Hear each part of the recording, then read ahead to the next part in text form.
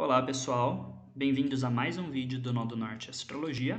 Eu sou o Guilherme De Carli e eu estou aqui para fazer uma apresentação dos principais elementos que podem ser encontrados num mapa astrológico, seja ele um mapa natal, um mapa de evento, um mapa horário, não importa.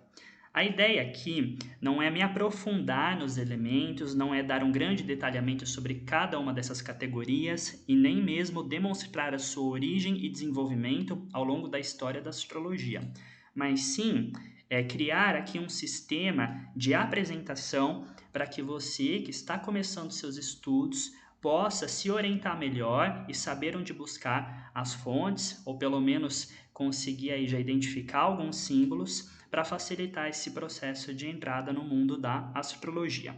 Então esse vídeo não irá contemplar o interesse de todos que me seguem, porque muitos aqui já têm uma base sólida acerca desse conhecimento, mas vamos em diante e mande esse vídeo para aquela pessoa então que está aprendendo desde o zero a astrologia. Bom, o mapa ele é composto de 7 astros principais. Estes astros eles são divididos em 2 luminares, o Sol e a Lua, também chamados de doadores de luz, ou seja, doadores de consciência e de vida, e 5 estrelas errantes, que é o que hoje em dia nós chamamos de planetas. Estou me referindo ao Mercúrio, a Vênus, ao Marte, ao Júpiter e Saturno. Quando nós olhamos para os céus, nós enxergamos Mercúrio, Vênus, Marte, Júpiter e Saturno como se fossem estrelas, então por isso que os antigos os chamavam de estrelas errantes. Poderiam também ser chamados de estrelas viajantes, porque eles são rápidos, eles possuem um movimento muito veloz em relação às estrelas fixas, que são as estrelas de verdade, daquelas que compõem as constelações. Estes são os símbolos dos 7 astros principais: o Sol e a Lua na parte superior, Mercúrio, Vênus, Marte, Júpiter e Saturno na parte inferior. É dessa maneira que eles estarão sendo representados em um mapa astrológico. Em seguida, nós temos os 12 signos do zodíaco. Em vermelho, eu coloquei os signos que pertencem ao elemento fogo: Áries, Leão e Sagitário. Em verde, nós temos os signos que pertencem ao elemento terra: Touro, Virgem e Capricórnio. Posteriormente, em amarelo, nós temos os signos do elemento ar: Gêmeos, Libra e Aquário. E até que chegamos nos signos do elemento água, que estão colocados em azul: Câncer, Escorpião e Peixes. Estes são os símbolos do zodíaco que vocês vão encontrar também dessa maneira representados em um mapa ou em algum texto astrológico. Em seguida, nós podemos dividir esses signos em signos de polaridade positiva, se você preferir signos masculinos: Áries, Gêmeos, Leão, Libra, Sagitário e Aquário, e signos de polaridade negativa, ou se você preferir, femininos: Touro, Câncer, Virgem, Escorpião, Capricórnio e Peixes. Positivo e negativo não significa bom e ruim, mas é apenas um contraponto, né? Como aqueles que existem nos polos de uma pilha. Em seguida, nós temos as quadruplicidades, tá bom? Os signos eles também podem ser divididos em signos cardinais, fixos e mutáveis. Os signos cardinais são aqueles que começam uma das estações do ano: Áries, Câncer, Libra e Capricórnio. Os signos cardinais também podem ser chamados de signos móveis. Os signos fixos ficam no meio da estação, então eles têm a função de consolidar as características da estação iniciada pelos signos cardinais e assim promover-lhes durabilidade, permanência: Touro, Leão, Escorpião e Aquário. E por fim nós temos os signos mutáveis que vão encerrar as estações: Gêmeos, Virgem, Sagitário e Peixes. Os signos mutáveis possuem qualidades mistas, ora se comportando como signos fixos, ora como signos cardinais. Em dado momento eles vão preservar, em outros eles vão dissolver.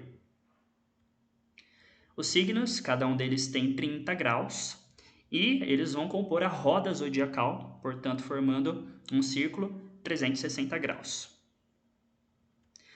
Em seguida, nós temos uma imagem que demonstra o movimento dos astros pelos signos do zodíaco. Então, ali no exemplo, nós temos Capricórnio, né? E aqui o astro ele vai caminhando, né, até chegar em Aquário, que é o signo que vem depois de Capricórnio, depois Peixes, Áries, Touro e assim por diante. A não ser, claro, quando ele está em seu movimento retrógrado, que é quando um planeta, em uma circunstância não usual, aparentemente está caminhando para trás, no ponto de vista aqui da Terra. Além dos 7 astros e dos 12 signos do zodíaco, nós temos as 12 casas mundanas. Atenção, não confunda as casas com signos. Hoje em dia, nós vemos por aí que existe casa de Áries, casa de Touro, casa de Gêmeos, mas isso, na verdade, foi criado por parte da astrologia médica, não de forma consensual, e por conta de uma confusão, as pessoas acabaram associando isso para outras esferas, para outras formas, né, de abordagem de análise astrológica, tá? Então, não existe essa associação de casa 1 Áries, casa 2 Touro, casa 3 Gêmeos e assim por diante. Porque as casas mundanas, elas foram construídas a partir do movimento primário dos astros, enquanto os signos do zodíaco, eles foram construídos a partir da divisão da eclíptica, e suas qualidades elas têm a ver com questões relacionadas à natureza e assim por diante. Aqui existe um breve resumo, atenção, é um resumo dos significados da casa. Casa 1, ou ascendente, chamado é a casa do corpo, da mente, da saúde, das motivações primárias. A casa 2 diz respeito às posses e alimentação.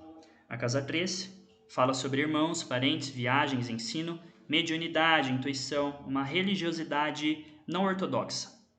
A casa 4 representa a família e os imóveis, enquanto a 5 representa prazeres, como o sexo, o entretenimento, as criações e os filhos. A casa 6 representa as doenças, acidentes, cirurgias, trabalho duro e os animais domésticos. A 7 representa os relacionamentos, os contratos e as competições. A 8 fala sobre mortes, falhas, também pode falar sobre heranças. A 9 fala sobre estudos, viagens e espiritualidade. A 10 representa o trabalho, a carreira ou superiores. A casa 11 fala sobre amigos, sorte e esperanças. E por fim a 12, inimigos, autodestruição, tristeza, abandono e coisas ocultas. Lembrando que aqui é apenas um resumo. Você também encontra os nodos lunares, o nó do norte e o nó do sul, que são geralmente representados da forma como você visualiza aí na imagem. Próximo aos nodos lunares que acontecem nos eclipses, então sempre que há uma lunação, ou seja, lua nova ou lua cheia próxima ao posicionamento dos nodos lunares, ocorre um eclipse, a ocultação da luz do sol ou da lua, tá? E por fim nós chegamos nos aspectos. Existem 5 tipos de aspectos, na verdade 4, é que nós incluímos a conjunção como se fosse um aspecto. Começando pela oposição, que ocorre em signos que se opõem perfeitamente um ao outro, como Leão e Aquário. Então, isso aqui é muito importante.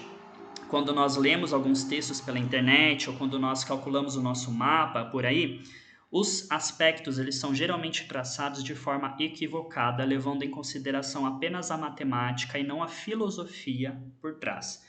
A astrologia, ela se desenvolveu na antiguidade, atravessada por diversos discursos filosóficos, o estoicismo, o epicurismo, a filosofia pitagórica, né? Então, no caso da filosofia pitagórica, ela influenciou fortemente a teoria dos aspectos. Então, a oposição, independentemente de orbe, de grau, ela sempre vai acontecer em signos que literalmente se opõem, como Leão e Aquário, Virgem e Peixes, Áries e Libra e assim por diante. O trígono, por sua vez, é um aspecto harmônico e ele ocorre em signos de mesmo elemento, como Áries, que é do elemento fogo, formando trígono com algum planeta em Leão, que também é do elemento fogo, ou Câncer, que é do elemento água, e Escorpião, que é também do elemento água. Então é sempre água com água, fogo com fogo, terra com terra, ar com ar. A quadratura, ela ocorre em signos da mesma quadruplicidade, um conceito que eu já apresentei em slide anterior, desde que tenham polaridades distintas, ou seja, eles precisam concordar em quadruplicidade, o que é quadruplicidade? É a divisão de cardinal, fixo e mutável. Porém, eles têm que ter polaridades distintas. Um precisa ser de polaridade positiva e outro de polaridade negativa, conforme este exemplo. Leão, que é um signo fixo e de polaridade positiva, forma quadratura, aspecto tenso, com Escorpião, que também é fixo, mas a polaridade é negativa. O sextil ele é um aspecto harmônico que ocorre em signos da mesma polaridade, tendo apenas um signo de distância entre eles, como Libra, que possui a polaridade positiva, e Sagitário, que também possui a polaridade positiva, e entre Libra e Sagitário fica apenas um signo, que no caso é Escorpião. E a conjunção ela não é propriamente um aspecto, mas funciona como um tal, e ela ocorre quando dois ou mais astros ocupam o mesmo signo, independentemente da distância, tá? Mas eles precisam estar no mesmo signo, ok? E claro, quanto mais próximo a conjunção, mais significativa e mais forte ela é. E aqui nós temos um exemplo de mapa onde existe essa união, né, desses vários elementos que eu abordei até agora. Então aqui na parte externa nós temos os signos do zodíaco, com os símbolos que eu havia mencionado. Na parte interna nós temos as divisões das casas mundanas. Distribuído por ela nós temos os planetas, né, e as luminares, as estrelas errantes e os luminares. E aqui nós temos as linhas dos aspectos, e conforme eu havia mencionado, os softwares normalmente eles traçam linhas erradas.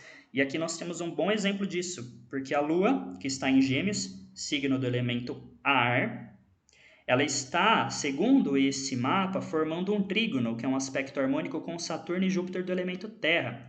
Porém, como vimos anteriormente, não é possível que astros formem trígono quando eles estão em signos do elemento diferente. Eles precisam estar no mesmo signo. Se a Lua estivesse em Touro, com certeza ela estaria em trígono, em aspecto harmônico com Júpiter e Saturno.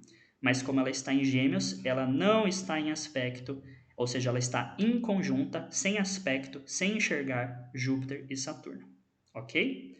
Em compensação, o aspecto desenhado aqui com Marte, esse sim está correto. Então, Marte está em Áries, que é um signo cardinal de polaridade positiva. E ele forma quadratura tanto com Júpiter quanto com Saturno, que está em signo também cardinal, porém de polaridade negativa. E nós vimos que, para existir quadratura, os astros nessa relação de aspecto, eles precisam estar em signos da mesma quadruplicidade, ou só cardinal, ou só fixo, ou só mutável, porém em polaridade distinta. Um em polaridade positiva, outro em polaridade negativa.